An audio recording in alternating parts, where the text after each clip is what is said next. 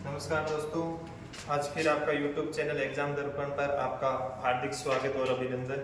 और आप सभी से निवेदन करता हूं कि इस चैनल को ज़्यादा से ज़्यादा लाइक और शेयर कीजिए। आज फिर साधारण ब्याज की तीसरी क्लास लेकर आया हूं मैं। तो इसका अगला स्टेप है, देखो अगला सवाल है, यदि 4 वर्ष का साधारण ब्याज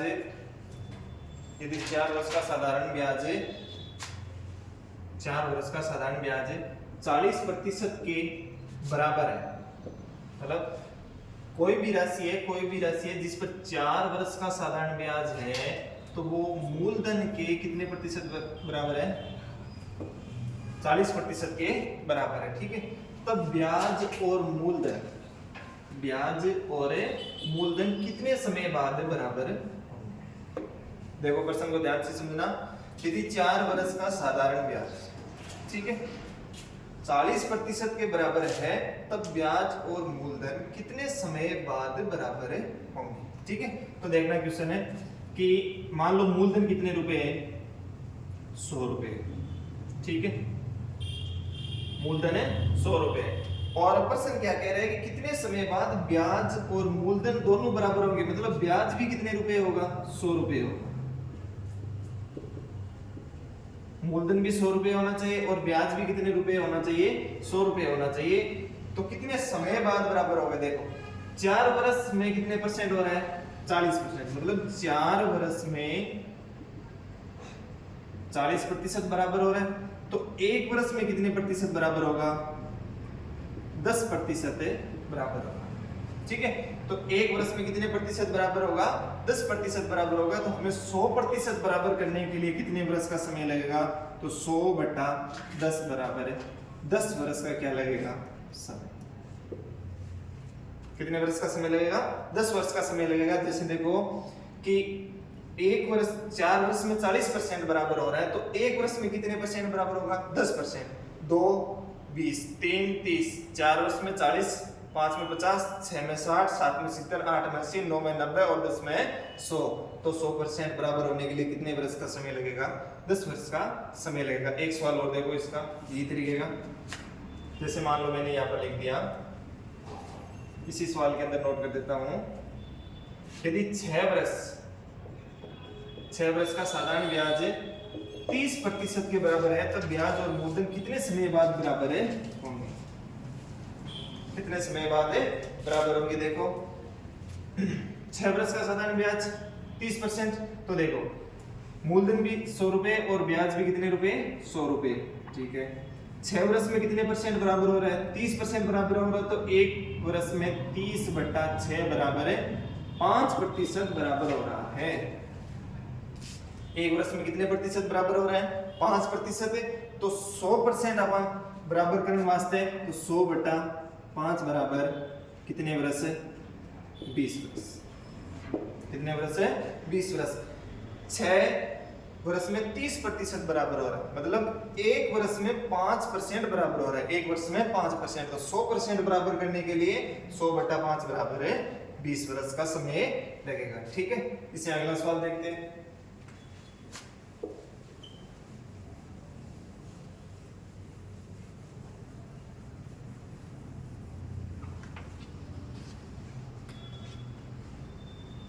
देखो एक व्यक्ति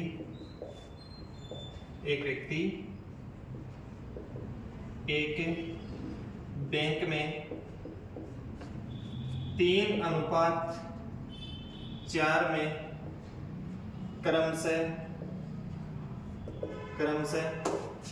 5% व 7% की दर से निवेश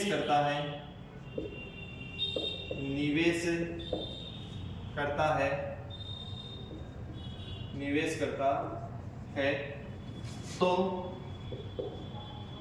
उसे वर्ष के अंत में कुल 21,500 रुपए का लाभ होता है, तो पहली बैंक में एक बैंक में मतलब, तो बैंक में पहली जमा की गई राशि बताओ। पहली जमा की गई राशि बताओ।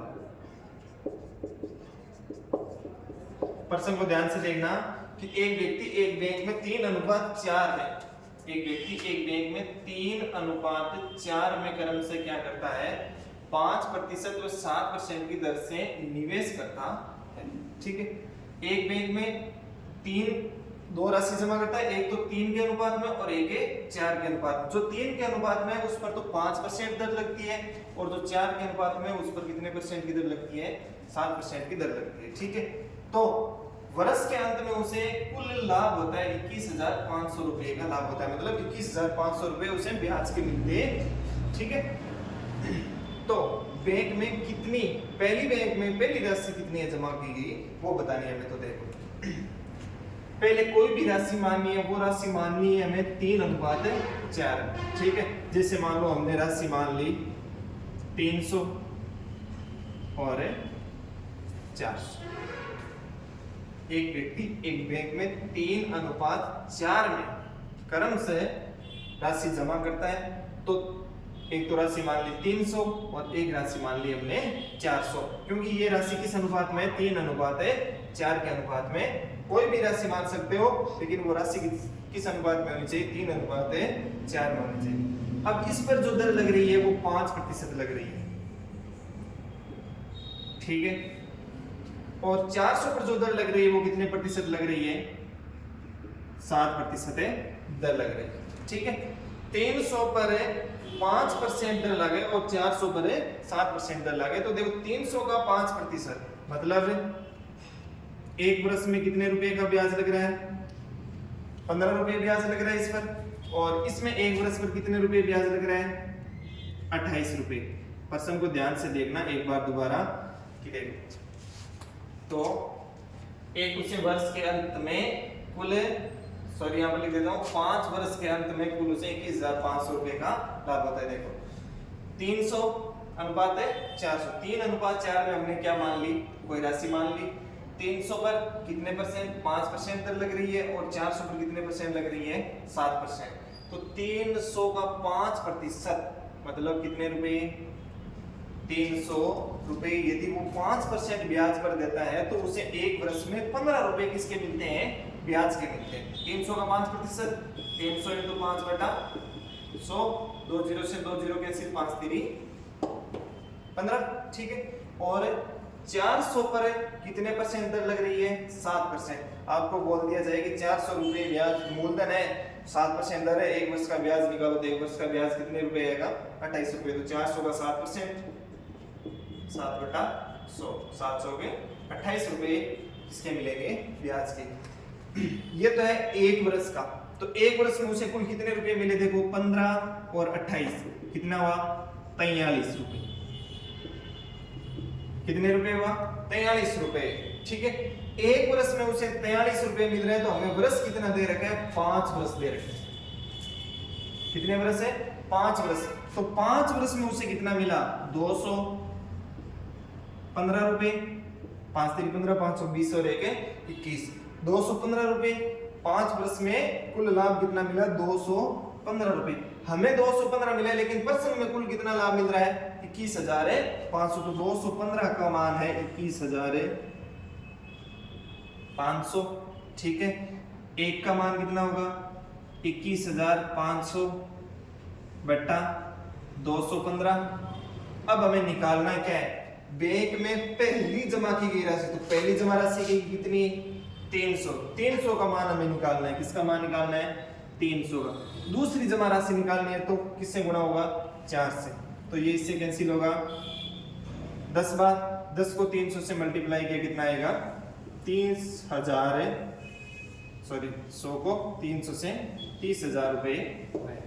दोबारा समझो इस सवाल को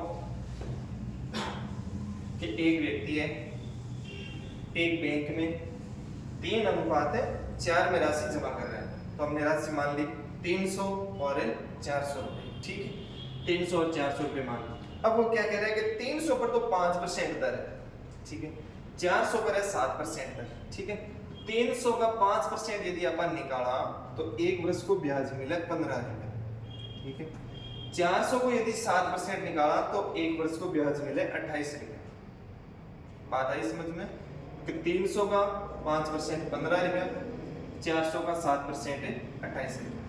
तो दोनों एक वर्ष में कितना हुआ 15 और 28, तो एक वर्ष में उसे लाभ मिल रहा है 43 रुपए। अभी हम मान रहे हैं, हमने राशि भी 300 400 मानी है, ठीक है, तो इसके अनुसार चल रहे 15 और 28 हुआ 43 रुपए। एक वर्ष में हमारे हिसाब से उसे 43 रुपए मिल रहा है, ठीक है।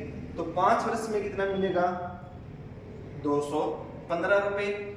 हमारे हिसाब से 215 मिल रहा है, लेकिन पर्सन के हिसाब से कितना मिल रहा है 21,500। इसका मतलब ये हुआ कि 215 का मान है 215 का मान है 21,500। ये तो हमारा मान है 215, लेकिन पर्सन का मान कितना है 21,500। 215 का मान 21,500, तो एक की वैल्यू कितनी होगी 21,500 बटा 215। और हमें वैल्यू किसकी निकालनी है कि पहली जमा की गई राशि, मतलब पहली जमा की गई राशि कितनी है 300। 300 की वैल्यू निकालनी है तो इसको मल्टीप्लाई करेंगे 300 से।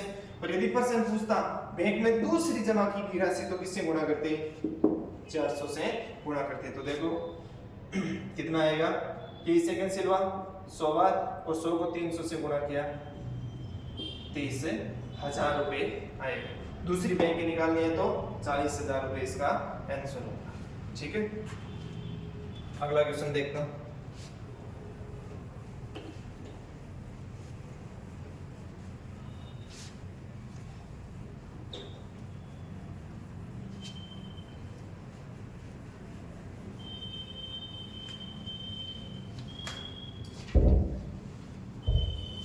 अगला क्वेश्चन है,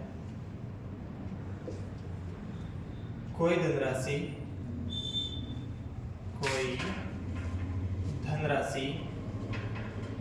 1/4 वर्ष में 1/4 वर्ष में स्वयं की 41/40 गुना हो जाती है तो दर ज्ञात कीजिए। क्या ज्ञात कीजिए, दर ज्ञात कीजिए।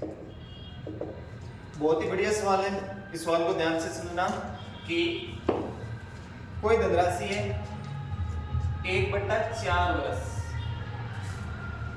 1/4 वर्ष स्वयं की 41/40 गुना हो जाती है। ज्ञात क्या करनी है, दर ज्ञात। ध्यान से सुनना इस सवाल को।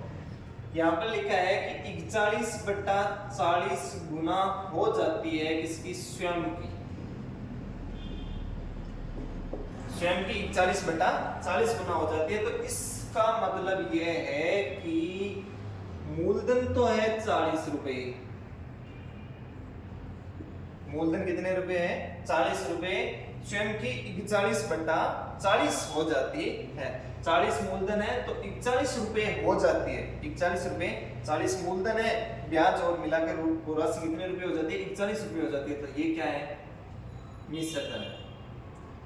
तो आप इसके अंदर ये बता सकते हो कि इसके अंदर ब्याज कितने रुपए लग रहा है। देखो मूलधन कितने रुपए है 40 रुपए, ठीक है। राशि हो कितनी रही है स्वयं की 41/40 हो रही है, मतलब राशि कितनी हो जाती है 41 हो जाती है। जैसे मान लो 41 और मूलधन कितना है 40, तो इसमें कितना रुपए मिला ब्याज का कि ये राशि 41 हो गई। तो इसमें ब्याज का कितना रुपए मिला 1 रुपये मिला। ब्याज का कितना रुपए मिला 1 रुपया मिला। ऐसा है सिंपल इंटरेस्ट, कितने रुपए 1 रुपये,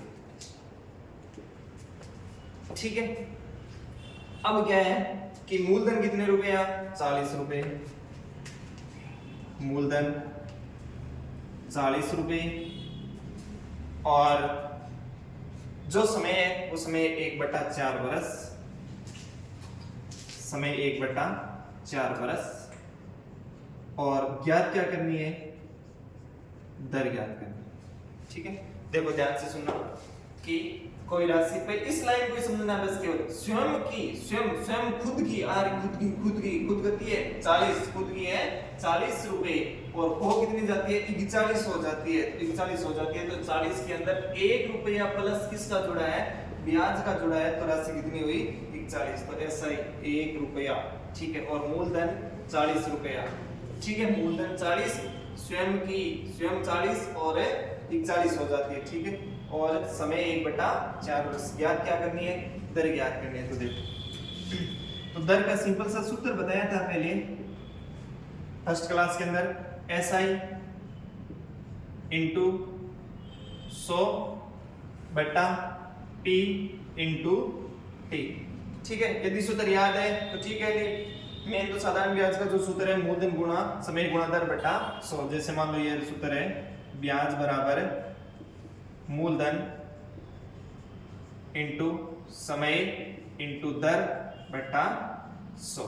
ठीक है, मान रख दो ब्याज कितने रुपए, 1 रुपया, ये लो ब्याज 1 रुपया, मूलधन कितना 40 रुपया, और समय कितना 1/4, ये लो 1/4, दर हमें क्या करनी है, ज्ञात करनी है, बटा 100, ये लो 4 से 40 से कितनी बार, 10 बार, 10 से 100 10 बार, तो यहाँ पर बचा 1 और यहाँ पर बचा r/10, 10 को 1 से मल्टीप्लाई किया, r की वैल्यू कितनी आएगी 10%। तो दर कितने परसेंट आएगी, 10%। उम्मीद करता हूँ कि सवाल को पूरा समझा है आपने। कोई धनराशि 1/4 वर्ष में स्वयं की 41/40 हो जाती है। ठीक है, तो स्वयं कितनी है 40 और हो कितनी जाती है 41। इसके अंदर कितने रुपए ब्याज का जुड़ा, 1 रुपया ब्याज का जुड़ा। तो ब्याज 1 रुपया, मूलधन 40 रुपया, समय 1/4 और ज्ञात क्या करनी है, दर ज्ञात करनी है। तो ये साधारण ब्याज का सूत्र, इसके अंदर जो भी वैल्यू दी हुई है वो वैल्यू रखेंगे और किसका मान आएगा, r का। ठीक है,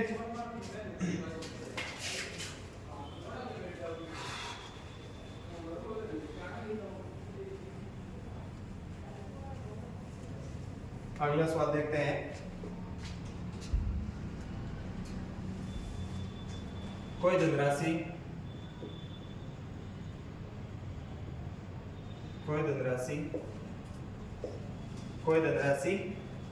4% वार्षिक दर से 8 माह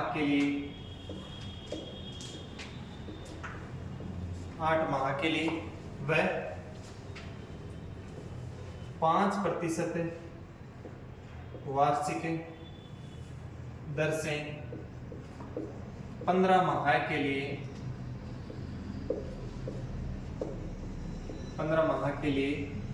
दी जाती साधारण ब्याज की दर है, साधारण ब्याज की दर से दी जाती है। तो दोनों ब्याज का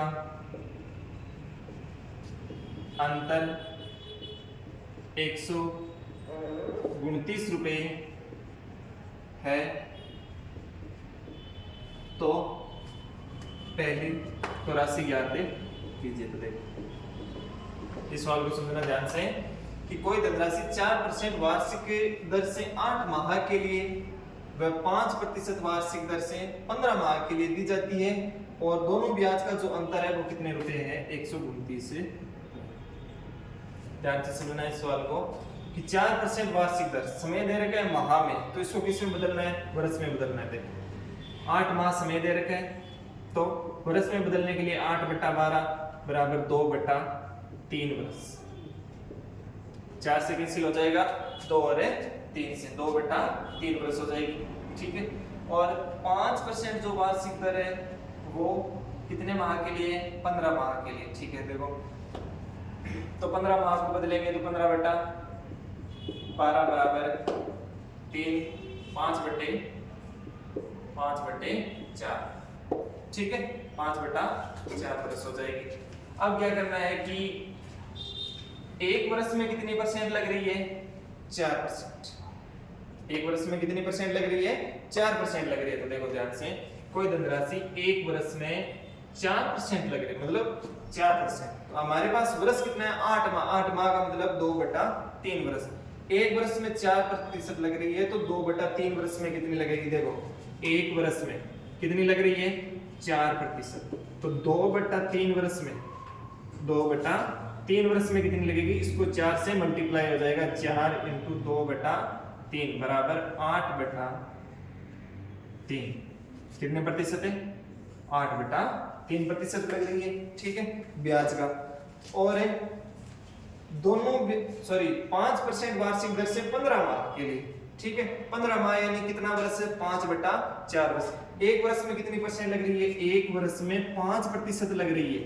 ठीक है, तो 5/4 वर्ष में 5/4 वर्ष में कितनी लगेगी? इसको किससे मल्टीप्लाई हो जाएगा? 5 से मल्टीप्लाई हो जाएगा, तो हो जाएगा 5 × 5/4 बराबर 25/4%। ठीक है, ध्यान से सुनना कि कोई धनराशि 4% वार्षिक दर से 8 माह के लिए लग रही है, तो 8 माह को वर्ष में बदलने पर कितना आया? 2/3। एक वर्ष में 4% लागे, जब 2 में लागे 2 × 4, 3 में लागे 3 × 4, 4 में लागे 4 × 4। तो अपन वर्ष कहते हैं 2/3 वर्ष। 2/3 वर्ष है, तो 2/3 वर्ष के लिए कितनी लगेगी? तो इसको 4 से गुणा होगा, कितना होगा? 8/3। और 5/4 वर्ष के लिए, मतलब एक वर्ष में 5% लग रही है, तो 5/4 के लिए 5 × 5/4 25/4%। ठीक है, अब इन दोनों का क्या निकालना है? अंतर निकालते हैं। देखो दूसरा है 25/4 माइनस 8/3 कितना आएगा? 12। 4 को 12 से 3 75, माइनस 3 को 12 से 4, 4 को 8 से 32, और इससे गया 43/12% अंतर आ रहा है। कितना अंतर आ रहा है? 43/12% अंतर आ रहा है, हमारे पास आ रहा है। लेकिन पर्सन में अंतर कितना आ रहा है? 129 रुपए। कितने रुपए का आ रहा है? 129 रुपए का। ध्यान से समझना। तो 43/12 का मान है 129, तो 1 का मान है कितना होगा? 129/43/12, और ये 12 कहां चला जाएगा? ऊपर। ठीक है, 43 से ये कैंसिल होगा, कितनी बार है? 3 बार। कितनी बार है? 3 बार। तो 12 को 3 से गुणा किया, कितना आया? 36। लेकिन हमें वैल्यू निकालनी है, पूरी राशि ज्ञात करनी है, तो पूरी राशि को हम क्या मानते हैं? 100 मानते हैं। तो 100 को 3 से मल्टीप्लाई किया, कितना आया? 3600। 12 × 3 36, 36 × 100 3600 रुपए। तो हमारे पास राशि कितनी आई? 3600 रुपए राशि। दोबारा समझना इस सवाल को ध्यान से। कोई धनराशि 4% वार्षिक दर, एक साल के लिए 4% दर लागे। ठीक है, तो 2 साल के लिए दाना पूछा जाना 2 × 4 8, 3 के लिए पूछा जाना 3 × 4 12, 4 के लिए पूछा, मतलब प्रत्येक बार किससे गुणा होगा? 4 से गुणा हो जाएगा। बस इतनी सी लाइन समझनी। देखो कोई धनराशि 4%, ठीक है, एक साल में 4% लागे, लेकिन हमारे पास वर्ष कितना है? 8 माह है। 8 माह को वर्ष में बदला तो कितना आया? 2/3 वर्ष। ठीक है, 2/3 वर्ष। एक वर्ष में 4% लागे, जब 2/3 में गति लागी, तो इन चारों गुणा कर दिया, गति आई 8/3% दर लागे था वर्ष में। ठीक है, अब एक वर्ष में दूसरी कंडीशन क्या है? 5% लागे, तो 5% लगे, जब 15 महीना में गति लागी, 15 महीना में वर्ष में बदला था ना 5/4, बताओ है 5/4। तो 5/4 वर्ष में, एक वर्ष में 5% लगे, जब 5/4 से 5 गुणा कर दिया, गति आई 25/4। अब बात की हो रही है? अंतर की हो रही है। तो आप दुनिया को अंतर निकालो। ठीक है, तो आप दुनिया को अंतर निकाला, 25/4 में से 8/3 कितना आया? 43/12। हमारे पास 43/12 आ रहा है, लेकिन पर्सन के अंदर कितना है? 129 रुपए का अंतर आ रहा है। तो 43/12 का मान है 129, तो एक का मान होगा 129/43/12। 12 कहां चला जाएगा? ऊपर। हमें वैल्यू किसकी निकालनी है? 100 की, मतलब पूरी राशि ज्ञात करनी है। ठीक है, तो 43 129 3 बार, 3 को 12 से 36, 36 × 100 36। उम्मीद करता हूं कि इस सवाल को पूरा समझा आपने। और आगे की क्लास कल आएगी। आपका बहुत बहुत धन्यवाद। इस क्लास को ज़्यादा से ज़्यादा लाइक और शेयर कीजिए। बहुत बहुत धन्यवाद।